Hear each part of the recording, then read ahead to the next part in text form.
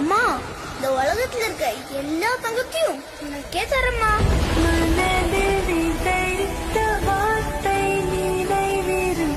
MG Ramachandran, திரு ரஜினிகாந்த் வரிசையில் அடுத்த super ஸ்டாராக உன்னை கொண்டாட உலகமே காத்திருக்கையில்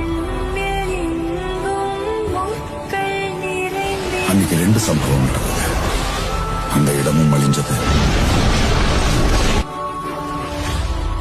அவனும். எனக்கு ஒரு வாக்கு கூட நீ எப்படி வாழ போறியோன்னு எனக்கு தெரியாது.